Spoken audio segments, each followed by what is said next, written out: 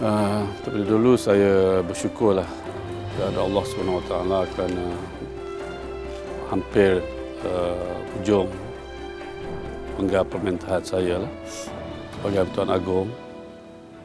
Sudah tentu banyak pengalaman yang manis, pengalaman yang seram ada juga. Pengalaman, saya tak kata pahit sangat, tapi cabaran lah. Ya. So it was a challenge times during my reign.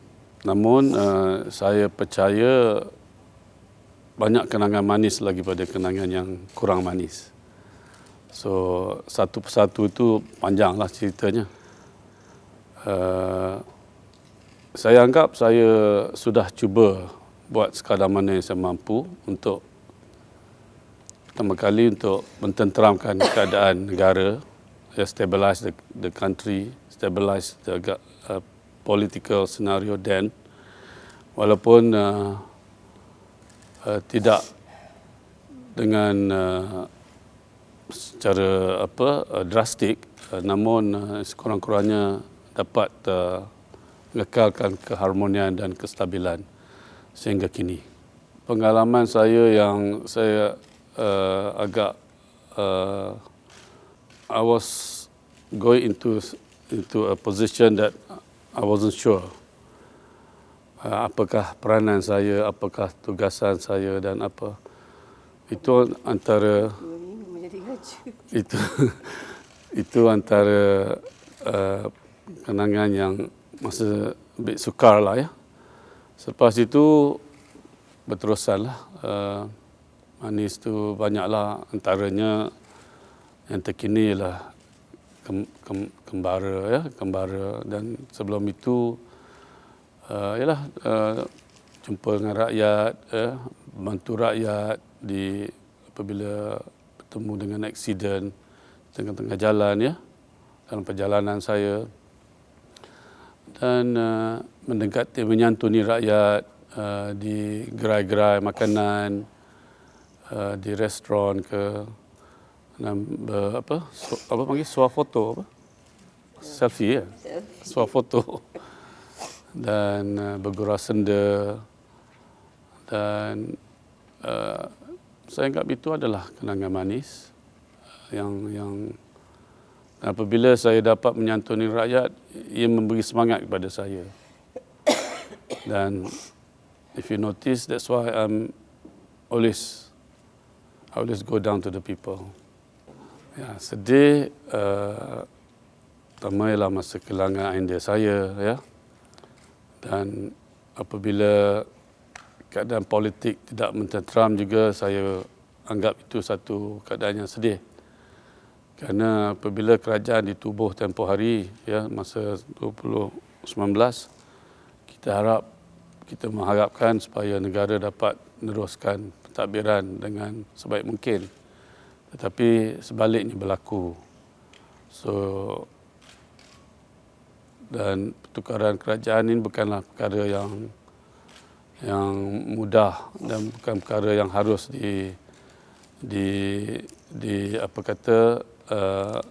praktik sewenang-wenangnya. Kerana ini akan merugikan kita, akan merugikan negara dan rakyat kita. Kita akan merugikan masa, rugikan kewangan, bagai-bagai lagi. Saya bukan nak menidakkan mana-mana pihak politik, tetapi pengalaman menukar kerajaan itu satu proses yang cukup merugikan negara. Itu yang saya boleh kata. Bukan kita sudah ada proses demokrasi yang tertulis. Every 5 years kita ada election. So biarlah sekurang-kurangnya 4-5 tahun sesebuah kerajaan untuk memerintah. Bukanlah sekadar hanya setahun, 2 tahun kita nak tukar dengan sewenang-wenang. I think kita dah perhati, bukan saja di Malaysia, kita dah perhati di negara-negara di Europe sekalipun. Tengoklah keadaan ekonomi mereka. Ampun Tuanku, Patik Harlina dari Bernama. Tuanku telah mengharungi satu cabaran yang penuh warna-warni, kemelut politik, pandemik COVID-19 dan pertukaran kerajaan. Bagaimanakah perasaan tuanku dan boleh kongsikan pengalaman tuanku? Saya lupa nak nyebut pasal COVID tadi. Memang itu antara lagi masa yang agak cukup tertekan bagi saya sebagai Yang Tuan Agong, kerana kita kehilangan ramai rakyat dan kita juga dalam kegelapan masa itu, vaksin pun tiada, ya, dan sukar untuk dapat vaksin juga, mungkin ada juga terlambat untuk menerima vaksinasi, ya. Walau bagaimanapun saya akui iaitu pihak Kementerian Tempoh Hari telah buat berbagai usaha untuk membendungkan keadaan masa ketika itu, dan kita adakan PKP, MCO semua ni, dan itu sikit sebanyak telah membantu kerajaan untuk mengurangkan merebaknya penyakit COVID ini. Namun dalam pada itu kita terpaksa menanggung banyak kerugian segi ekonomi. Ramai di antara kita telah suffer lah, ya, sewaktu COVID 2 tahun itu. Dan saya amat bersimpati sekali, dan itu antara perkara yang luar jangkaan, dan memang sukar untuk mana-mana raja ataupun pemerintah sekalipun untuk menyelesaikan dengan sekelip mata. This was the world global phenomena, world crisis lah, global crisis. Saya begitu tumpu terhadap tugasan saya Yang Tuan Agong. Setiap hari, dulu hari Rabu, pagi Rabu, tetapi saya tukarkan buat hari Selasa sekarang. Selasa sebelah petang berjumpa dengan Perdana Menteri. We call it a pre-cabinet session. Normally it will last between 45 minutes to an hour. So ini saya sudah lunaskan sebanyak 157 kali. Dan setiap sesi itu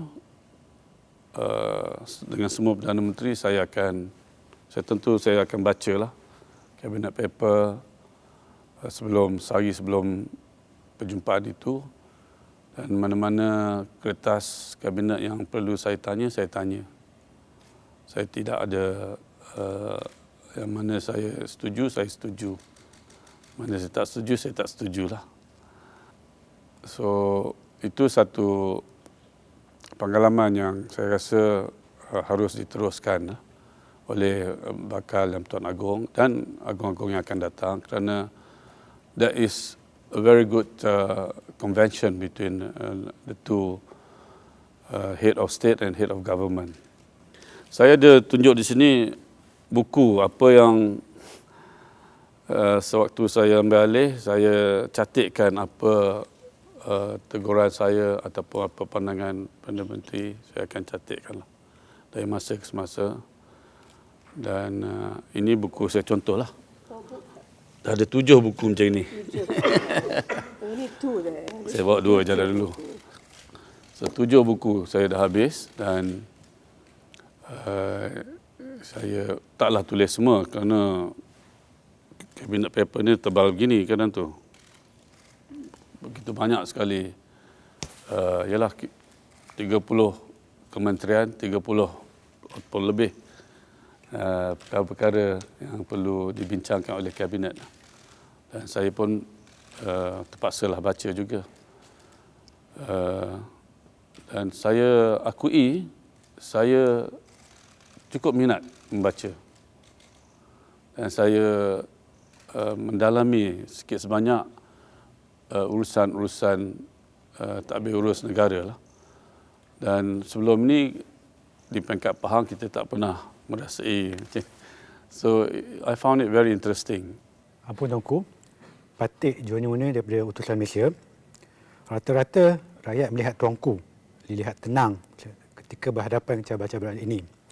Bagaimana tuanku boleh menghadapi keadaan tersebut? Alhamdulillah. Kita dalam, ialah saya dididik supaya banyak bersabar jugalah ya, banyak bersabar. Kita bila kita sembahyang kena berzikir semuanya lah. Dan ini sikit sebanyak membantulah. Ya, saya bukan nak kata saya ni begitu warak sangat, tapi amalan-amalan yang kita buat selama ini sekurang-kurangnya mententeramkan. Itu yang benar. Ya, bukan saya nak menonjolkan saya ni seorang alim ulama, tetapi sebenarnya kalau kita dah biasa dengan amalan kita semua ni, serah pada Allah, dan kita cuma setakat kita berdoa dan kita berzikir untuk mententeramkan, insya-Allah it will come by itself. Bukan kita nak buat-buat, ya. Tak boleh pun nak buat-buat. Kalau ya, sifat tu dah di dalam perwatakan sendirian lah, bukan kita, ya, tak boleh kita nak menonjolkan. Namun saya ingat menjadi seorang pemimpin mana peringkat sekalipun perlu ada sifat sabar dan sifat sabar dan sifat bermuhasabah, dan jangan cepat membuat keputusan yang hasty, ya, yang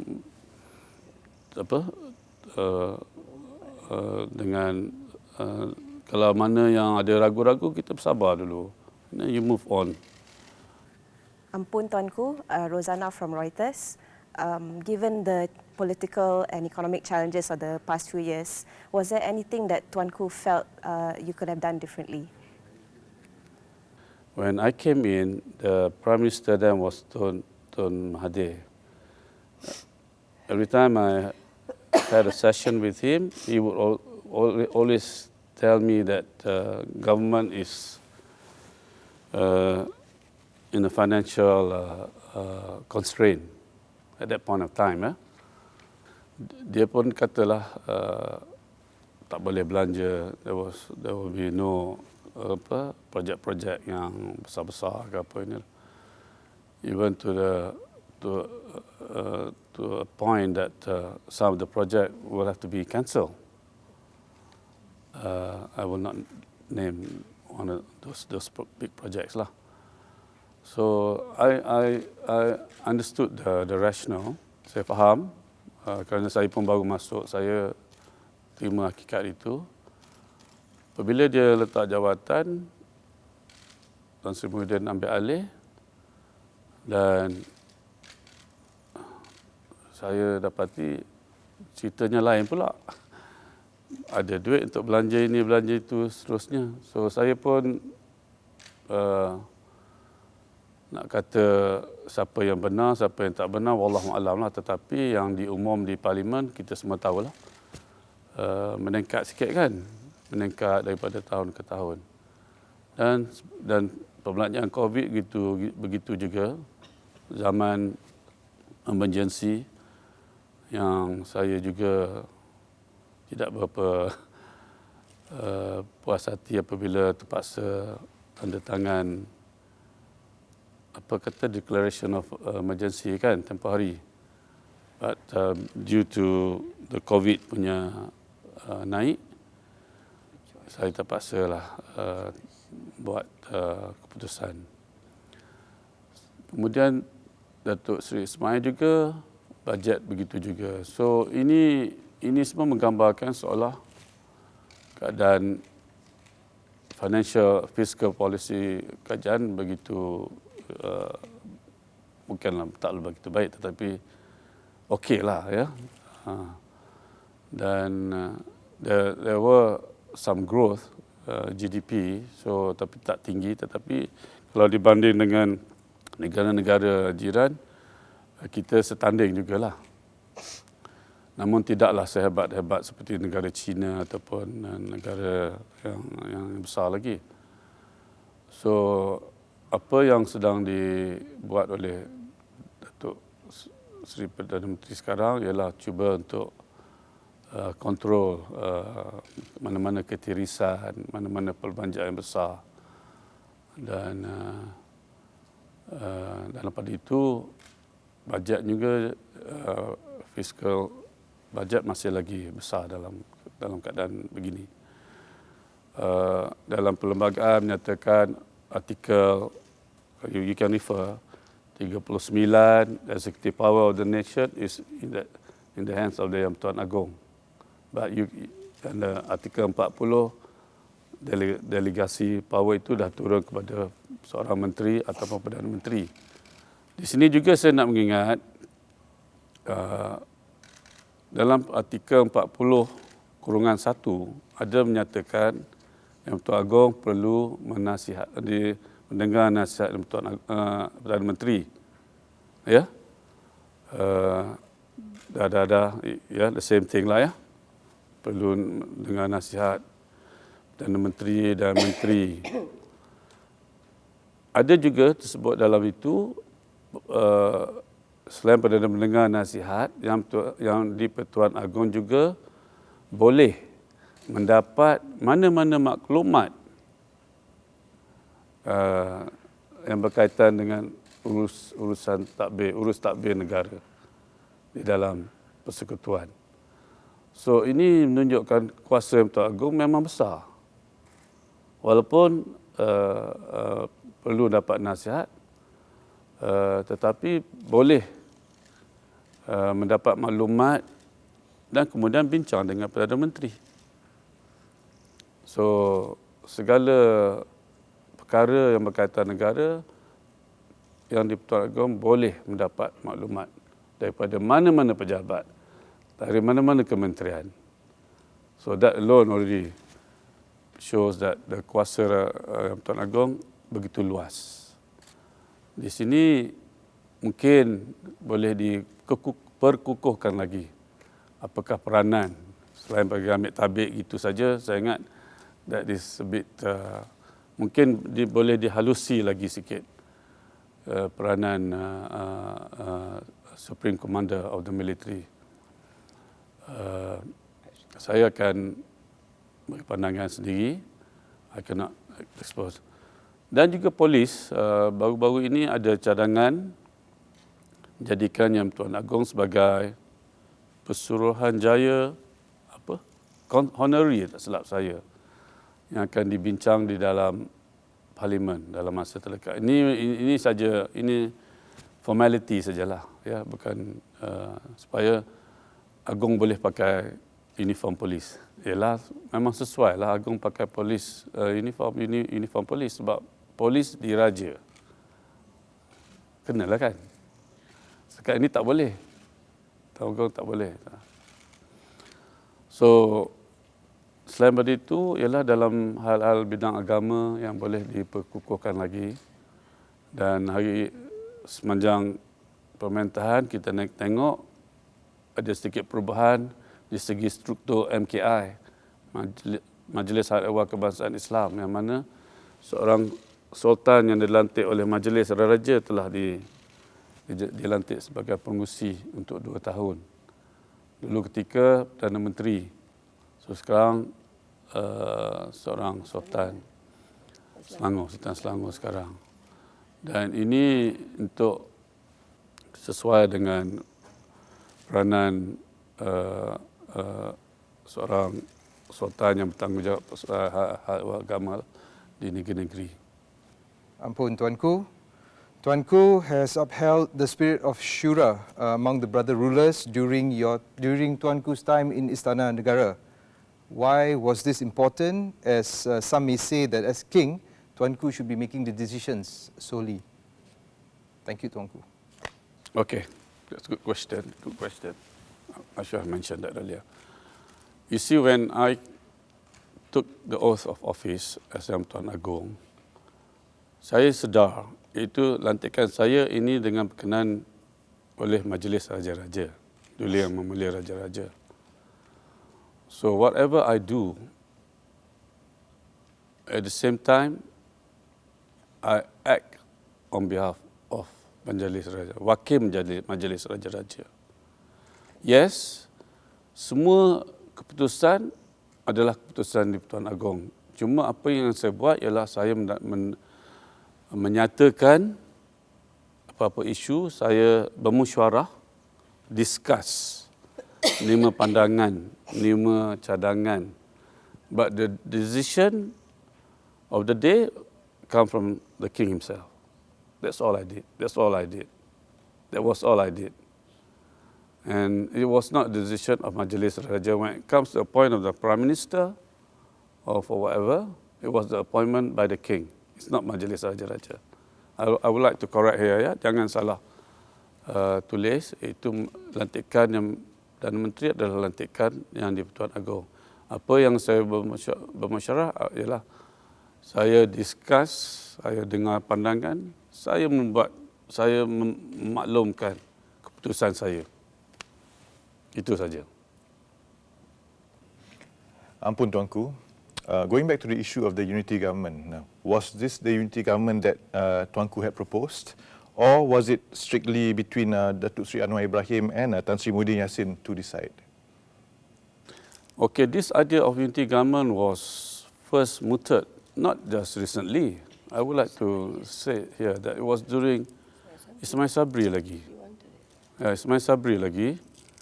Then I had called all the leaders at that time, and at the same time Sultan Perak was present supaya ditubuhkan satu unity government. Walaupun ketika itu Ismail Sabri kata dia ada majority of 100 berapa, 14 lah, tak silap saya, or 16. I still think that it's still very marginal there. It is more healthier if there is a 2/3 or a bit more than a marginal majority. So that unity government came during that time there. So bila sampai ke pilihan raya ini, saya nak satu keadaan harmoni dalam negara kita ni. Dia bermula di parlimen. Seharusnya bermula di parlimen lagi.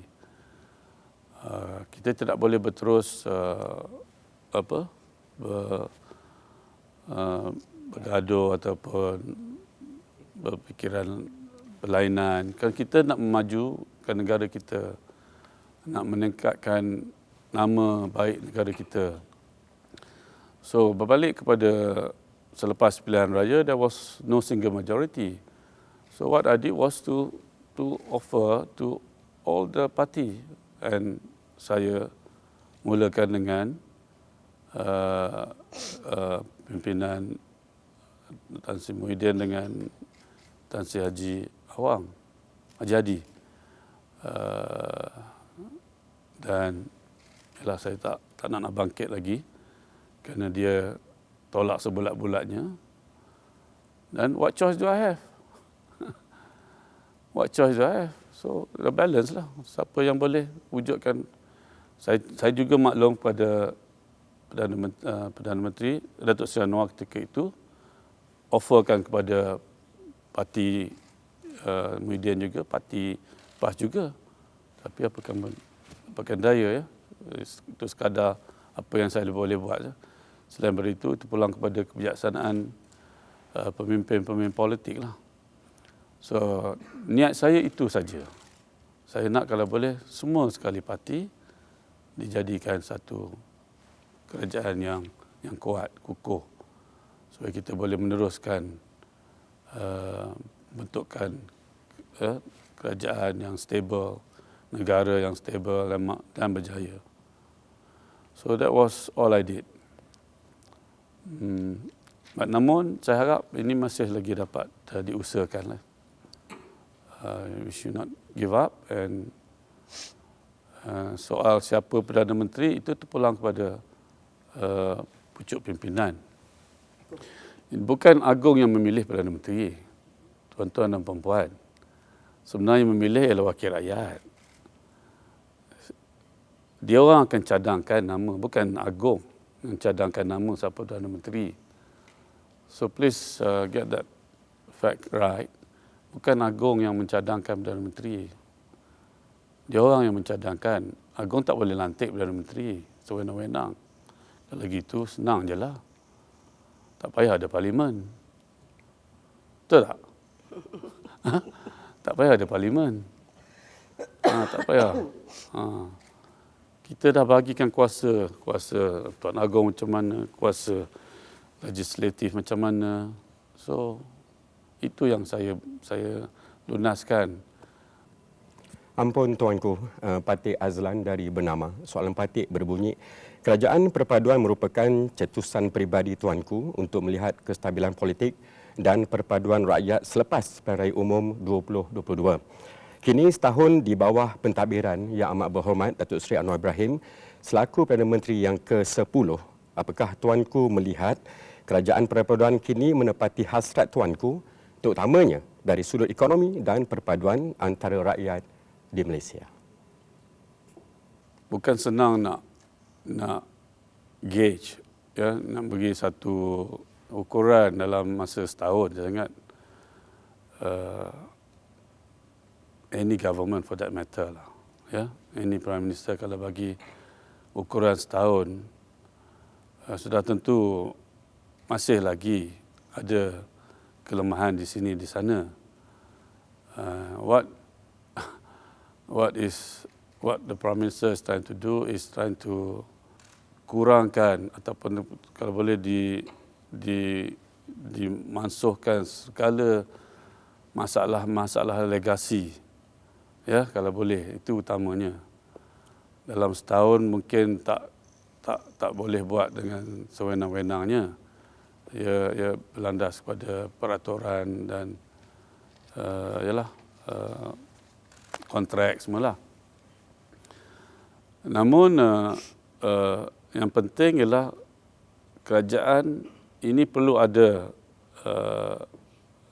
master plan jangka panjang, 5 tahun, 10 tahun dan seterusnya. Dan kita tahu adalah banyak dia punya perancangan A, B, C, D kan. Antaranya ialah mungkin ada juga dasar-dasar yang mungkin tidak popular, tetapi kadang-kadang kerajaan terpaksa membuat keputusan yang kurang popular untuk kebaikan negara masa akan datang. So saya harap ini kerajaan perlu terus memberi kefahaman kepada rakyat-rakyat yang di luar sana. Dan yang macam Perdana Menteri sekarang, dia nak mengurangkan subsidi, targeted subsidi. Itu satu dasar yang agak drastik. Saya pun memahami perasaan orang di bawah. Ini akan sebenarnya bukan untuk orang, bukan ambil hak orang yang B40, tapi lebih kepada yang di atas. So that was the main intention. So I think ini semua adalah pembaruan yang cuba nak diperkenalkan, dan kita harus memberi masa lah untuk tengok kebaikan ataupun keburukannya.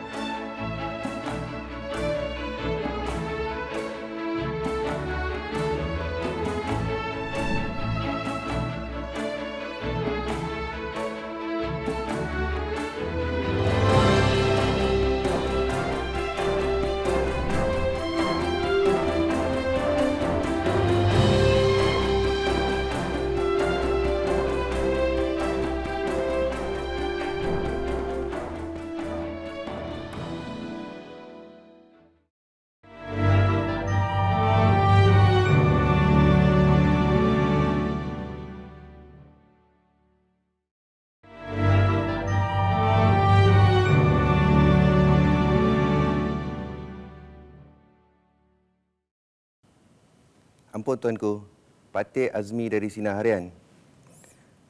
Bagaimana Tuanku melihat peranan dan fungsi yang di-Pertuan Agong sekarang yang bukan sahaja dilihat sebagai simbol perpaduan negara, malah ianya menjangkau lebih daripada itu kerana kita lihat pengharapan rakyat sangat besar terhadap institusi ini apabila pelbagai permasalahan besar negara mahu dirujuk kepada Tuanku sebagai jalan penyelesaian terakhir.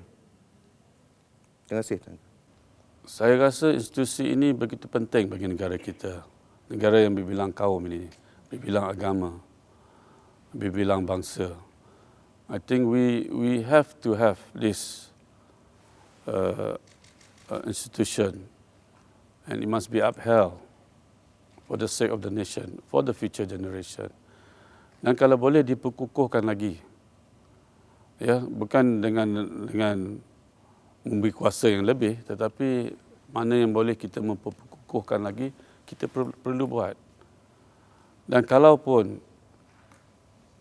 dan institusi itu perlu dikukuh, bukan individu. So don't get it wrong, ya. It's not the individual about myself. It's the individual. It's the institution. I'm saying. We come and go. Saya Agong 5 tahun berangkat balik. Every 5 tahun pulang ke negeri asal. Institusi ini perlu bukan didewa-dewakan, diperkukuhkan supaya sistem ini kekal memayungi rakyat, memayungi pentadbiran. Dan perlu difahami oleh bakal Agong yang akan datang. Bukan saja saya cakap pasal bakal Agong yang akan datang ni nanti, tapi yang lebih daripada itu. Ialah orang kita sekarang pandai sangat, dah belajar dah, tinggi sangat. So nak try sistem ni, nak try sistem tu, I think change doesn't guarantee you anything. Similarly, if you change prime minister every year, it doesn't guarantee anything. Changing the prime minister, the cabinet every other year, it doesn't guarantee anything. So itu pengalaman saya.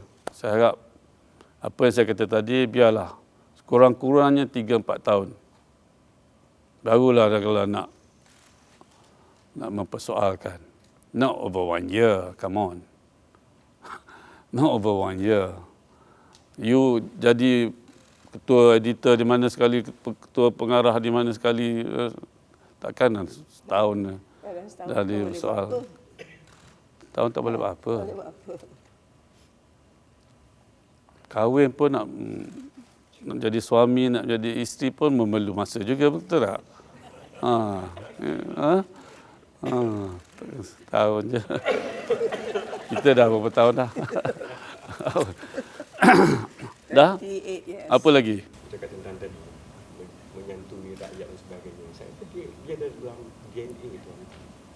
Dia ada dalam DNA yang diambil daripada almarhum. Betul. Ayah tuan. Saya Dan nampak bersyukur. akan mengalir ke bawah selepas ini. Alhamdulillah. Sebenarnya themes yang ada guna pakai oleh keluarga tuanku sendiri. Ilmu. Ilmu. Orang faham. Ilmu ni. Itu anugerah Allah. Itu semua anugerah Allah, ya. Saya dan juga dukungan rakyat ya, bagi sokongan, bagi selalu mendampingi. Ini daripada zaman ninda saya, Amor Mahinda saya.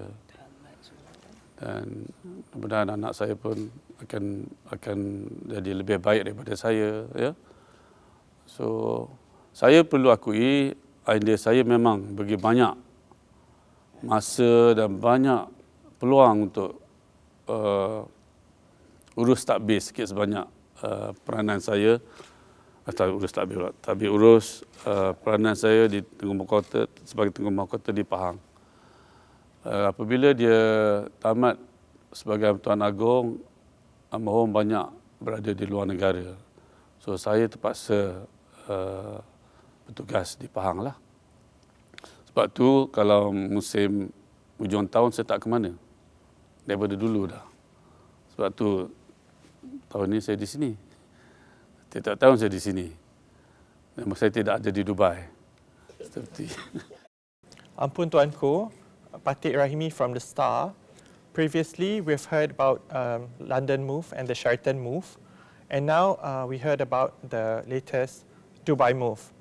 Should the rakyat suffer from another incident of instability? Thank you, Tuanku. we should not speculate anything. I think, I don't know whether there's any truth or not, but let's move on. The government should govern the country. Kerajaan mesti terus mentadbirkan urusan negara. Jangan berpolitik sangat.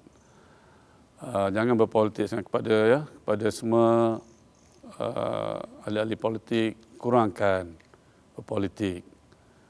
Elok fokus untuk memajukan ekonomi negara, mengharmonikan rakyat, ya, menyatukan semula semua kaum. So let's not be too parochial lah. Don't be narrow-minded. Ampun Tuanku, on the other hand, di rakyat juga ada kala yang mungkin tidak menghormati, kadang membangkitkan perkara-perkara tentang 3R, dari race, royal and religion. Apakah nasihat dan pandangan Tuanku ni ahlinya kepada rakyat? Yeah, I think jangan keterlaluan. Saya memahami kadang-kala banyak perasaan tidak senang, ya.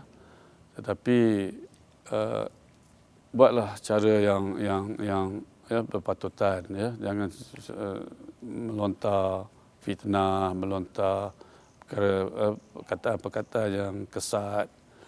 Itu tidak moleklah di mata kaca. Kita cuba menonjol setiap kaum menonjol dia punya elemen-elemen, ya, beradab, bersopan semua ini. Tuanku is real masalah negara, 4 prime ministers and everything. So I think my role was to make sure that I'm the heaven he come back to. Yeah, betul? If I give him headache at back, you know, that that's it. So there must be peace on one side. So, Suri Permai. Baru ni Tuanku balik Pahang panggil saya Ampuan Suri pula. Main-main nama. No, honestly, we have to be that part. Because saya tak campur hal ni semua. Saya tak pernah buka pun buku tu. So I don't know what Tuanku writes in there. Tuanku baca cabinet papers pun saya tak pernah campur. Betul tulisan awak tengok. Hari ni awak tengok. Ya, Tuan tulis. Boleh tunjuk sikit-sikit bolehlah. Boleh. Saya ada juga tanya Tuanku pengalaman 4 Perdana Menteri. Macam mana tiap-tiap Perdana Menteri masa pre-cap? Itu Tuanku tak cerita saya. Macam mana Perdana Menteri ni bila pre-cap macam mana? Perdana Menteri itu macam mana? Berlainan. Tuanku akan cerita, saya ketawa saya lah. Orang ni macam ni, orang ni macam ni, orang ni macam ni. Tapi empat-empat tu semua pengalaman. Ya, kalau tengok kalau background dia, latar belakang semua dalam kerajaan ada, ya. Dalam kerajaan beberapa tahun semua. Siapalah saya, ya? Mula saya masuk, saya tanya diri saya, siapalah saya, ya? Dia orang ni semua dah berpengalaman. Saya tak berpengalaman. Saya jadi sultan 15 hari saja, kemudian jadi agung. Mungkin mereka pun you must understand where I'm coming from. Saya bukan sultan dah berbelas tahun. Saya pun ke mahkota 15 hari terus jadi agung. Banyak benda yang saya tak tahu. So saya terpaksa bertanya, mempelajari, baca. Ampun Tuanku, berdasarkan kepada fenomena yang berlaku di sepanjang program Kembara Kenali Borneo yang diadakan bermula 3 hingga 13 September 2023, pastinya meninggalkan impak yang cukup besar khususnya kepada rakyat-rakyat di Sabah dan juga di Sarawak. Mungkin Tuanku boleh berkongsi mengenai dengan impak-impak yang terkesan kepada seluruh rakyat Malaysia berikutan dengan lawatan Tuanku berdua ke negeri-negeri Borneo berkenaan, Tuanku.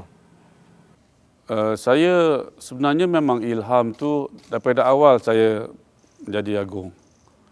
Saya berbincang dengan Permaisuri, saya nyatakan dalam siri 5 tahun ni, saya nak membuat tour ya, daripada Sabah Sarawak atau Sarawak Sabah.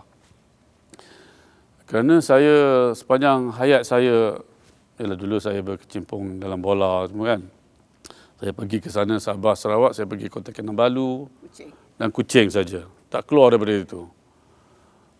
Semenjak daripada muda sampailah ya. Sekali saya terlintas, kenapa saya tak pergi luar daripada Kota Kinabalu? Kenapa saya tak pergi keluar daripada Kuching? So itulah jadi hasrat saya untuk tengok pula macam mana keadaan. Bukan ada objektif lain, cuma nak tengok macam mana kecantikan di luar daripada Kota Kinabalu ataupun Kuching. Tengok orang sana macam mana di kampung kan. Tengok orang kaum ini, kaum itu, makanan dia orang, ya, cara dia orang bercakap. So saya akuilah itu satu pengalaman yang cukup manis bagi saya. Kenangan sampai akhir hayat saya. Dan kadang-kala bila saya tak ada buat apa-apa tengah malam, saya tengok juga flashback. Nangis juga kan tu. Tersayu teringat lah. Tersayu teringat ya, sambutan yang diberi luar jangkaan sangat. Saya berterima kasih sangat. Saya cukup berterima kasih. Dan pemasyuri pun Hanya memang tuanku dan saya plan hanya nak drive through the country. Bukan nak, tak ada niat nak suruh orang sambut ke apa, tidak. Kita hanya plan nak drive, nak the beauty of the country. But it shocked us. yeah, It shocked us right from Tawau. right from the beginning. Not Tawau, what was supposed to be 35 half minutes. an hour from the drive. airport to the hotel took 6 hours. Jadi that was the permulaan. So we know that nak sampai ke Kuching besok Jahanam. Sampai ada masa di Tawau lagi kan, orang tu kata, tuanku jangan turun. Kamu turun, kamu Jahanam tak sampai sana. Belum sampai ujung, kamu Jahanam. Yeah. Bukan tuanku dengan saya, turun salam. Kamu Jahanam, duduk aja dalam Dan kereta. kita betul. But memang it was never intended to be that visit. It was supposed to be a holiday for Yeah. us to drive through the country. Memang betul itu niat, bukan tak sangka betul. Tak sah. Luar jangkaan. Tapi cantik Sabah Sarawak. Saya perlu nyatakan sini ya. That is the But the lot of warmth, beauty there. the Warm. warmth, it was so overwhelming for us. It was, to be accepted, to be welcome. So memang saya fikir nak buat awal masa pemerintahan saya. Tetapi COVID, itu politika tak stable, saya pun tak naklah nyusahkan mana-mana pihak ya. So ini jalan masa yang bagi sebelum hujan dia kata tuanku bulan 9 saja ada. Kita di Semenanjung ni harus bersyukur. Syukur alhamdulillah segala kemudahan asas sudah pun ada. Di sana, tapi saya bukan nak, kita jangan salah sesiapa di sini ya. Saya tu dah nyata dah, saya dah nyata di kita tengok dia punya saiz saja. Sabah Sarawak 2 kali saiz ini. 2 kali besar negeri Sabah dan Sarawak banding dengan Semenanjung. 2 kali. So bayangkanlah kalau nak buat jalan daripada kampung A atau bandar A ke bandar B. Kalau bandar A, di sini bandar A ke bandar B katalah 200 km. Di sana double. That means the cost also double. Sebab tu peruntukan semua double lah di sana. Tak double, triple. Sebab itu faktor kewangan di sana very important. Dan saluran kewangan di sana begitu penting juga supaya projek-projek yang diberi oleh kerajaan mesti dilaksanakan dengan sebaik mungkin tanpa ada ketirisan. Kalau tidak, rakyat akan ketinggalan. So monitoring of the project, monitoring of the funds is very important. Kalau tak buat itu memang ketinggalan lah. Dan saya begitu simpati sekali setelah mendengar, melihat sendiri, tengok rumah panjang ada yang terbengkalai tepi highway itu, sekolah cantik, sini pun ada juga ya. Sekolah cantik, menjerit-menjerit, tuanku, Tok Agong, tak ada air sini dah 8 hari, tak ada air sini 8 hari. So, yalah, bukan di sana saja, sini pun, tetapi dah sana memerlukan jambatan pecah. Itu saya terima kasih kepada kerajaan. Semasa lawatan kita tengok jambatan pecah dua kali. So, alhamdulillah kerajaan Persekutuan akan membina jambatan baru dengan berharga tak silap saya 13 juta. 13 juta. Nak memudahkan orang kampung. Kalau tidak, kena tunggu air sungai. Kalau tidak, sebab saya dah perhati ada kereta juga kat sebelah sana. So saya tanya macam mana kereta tu nak cross sini? Jambatan dah patah. Dia tunggu air surut baru boleh cross jalan. Dalam perjalanan tuanku dan saya bertawar ke Menalu apa? Ujung. Teluk Melano. Teluk Melano. Dalam kereta bila kita berhenti tu orang kampung boleh ambil air mineral. Kira ni tuanku takut tuanku haus. Kira bagi makan. Bagi makan dan tuanku takut tak ada makan. Satu so, sumber air. Rambutan lah ke Rambutan apa ke. Air tu tak mineral ni jangan tak ada takut lapar. Nasi bungkus tu saya makan tepi jalan tu. Nampak gambar? Itu orang daripada hujan tepi jalannya. Yang hujan pun dia orang ni tu yang tunggu. tuanku slow drive. Pasal bila kita drive dia lintas ikut dia je. So tak tuanku dan saya takut terlanggar. Kebanyakan mereka juga datang daripada jauh. Ada sejauh-jauh 5-6 jam nak sampai ke point nak tunggu tu. Nak tunggu situ pun lagi 5-6 jam lagi. Dengan anak, cucu ke. Dalam pantang dengan kursi roda lagi. I mean, that is overwhelming, man. Ampun Tuanku dan Raja Permaisuri sering membawa paduka anak-anak sekalian untuk ke majlis, baik untuk menyantuni rakyat dan juga urusan negara. Boleh Tuanku jelaskan apa antara nilai yang ingin diterapkan kepada anak-anak sekalian? Okey, pertama kali apa-apa program saya cuba nak bersama dengan keluarga saya. Itu masa kita dapat apa-apa program saya selalu dengan keluarga saya, makan dengan keluarga, bersukan dengan keluarga, apatah lagi dengan program menyantuni rakyat. Mana-mana program saya dengan rakyat, saya cuba bawa anak saya. Dia pun nak ikut juga kadang-kadang. So itu sudah jadi secara keluarga saya lah. Let me have a say here lah ya. Okay.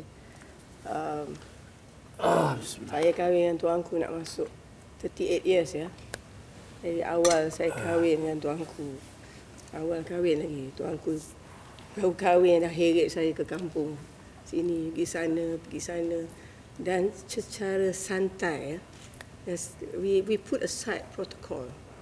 Yeah. Tuanku encourage me right from beginning when we got married. Tuanku encourage me to go out to the people. Saksi dia. Dia semua ada yang cameraman ni. Ya. Jadi saya alhamdulillah lah ya, walaupun pemangku raja tu muda ya. Tuanku lagi muda masa jadi pemangku raja, asal ayahandanya Agong. You were only 20, 21? 20, a young age. And tuanku at that time also went all the way out in Pahang. Almarhum gave tuanku menggalakkan buat aja apa. Tidak bukan almarhum ajar pergi buat sini. Tuanku sendiri on his own initiative. So when we became, saya tunggu juga anak saya buat apa. Dan alhamdulillah, I have to say that I don't know whether the father will agree, but we didn't have to tell him what to do. He knew what his job was. He's right from the kecil saya kata, you're born to serve. Your duty is to serve the people. So tak payah saya dengan tuanku nak beritahu. Sekarang ni hari ni dia dekat Rompian, besok dia dekat Ipis, kejap lagi dia dekat mana, kat Gambang ke kat mana. So it's already in the DNA as you said just now. And I'm glad that I married to this great family. Oh, that's an endorsement. Yeah, I did. Tuanku yang banyak kalau apa yang saya buat semua dah galakkan daripada tuanku. Kalau tadi siapa kata tanya pasal cabinet papers for 4 years, nearly 5 years now. Tiap-tiap minggu saya tak boleh kacau sampai sakit tengkuk ni. Pakai collar, baca cabinet papers page by page. Dah 7 buku. Saya cuma menyesal daripada saya kahwin saya tak bagi buku. Itu saya yang belikan buku tu. Saya menyesal because daripada saya kahwin tuanku tiap-tiap minggu baca ESCO papers, faham? Every page of the ESCO paper. So this is something that tuanku has been doing all his life. He takes his job seriously. His job in life, tuanku, is only to serve the people. Ya, tuanku tolak semua sekali ke tepi. Ampun tuanku, Patik Haris Ashraf dari Astro Awani ingin dapatkan pandangan tuanku di mana tuanku terkenal di pentas antarabangsa dan mempunyai hubungan baik dengan ketua negara asing. Malah berperanan besar dalam membantu Malaysia meningkatkan pelaburan dan juga perdagangan serta isu kemanusiaan sejagat. Sepanjang 5 tahun ini, adakah tuanku berpuas hati atau masih ada yang tidak sempat dibuat untuk membantu negara? Tuanku, terima kasih. Ya, 2 tahun COVID kita tak sempat buat apa. Saya mungkin nak bagi pandangan je lah. Ya. Ada kadang-kala saya fikir macam pertemuan ataupun mesyuarat ketua negara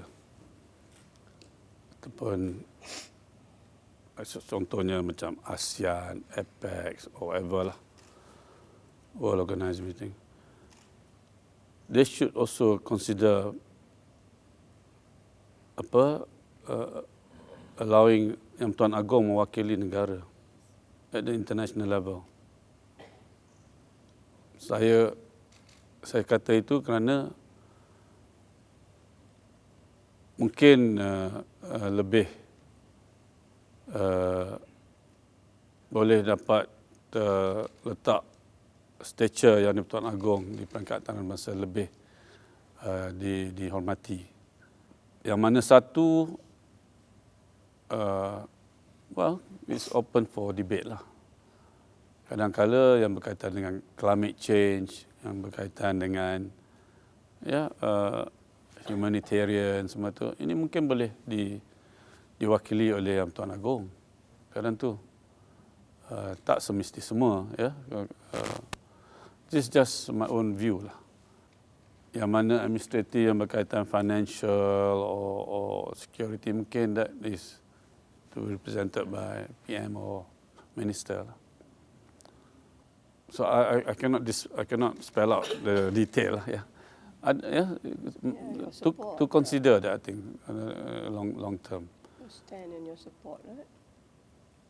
And it will portray a good, for the nation at times. Selain pada mewakili pergi pemangkatan ataupun coronation, that is itu formal sangat kadang-kala. I think the group of rulers that we have today are quite educated, are very educated. I hope that answer the question. Pernahkah perkara ini dibangkitkan, dibincangkan di peringkat? Tidak pernah. Ini pertama kali saya meluahkan. Tapi sudah dalam pemikiran saya 5 tahun ni lah.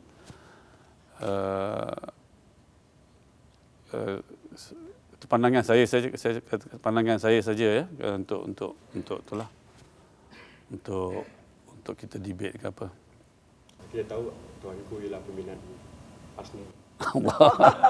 Yes. Sayang saya ketika ini Arsenal di tangga yang keempat, 5 mata di belakang Liverpool. Saya pernah dulu.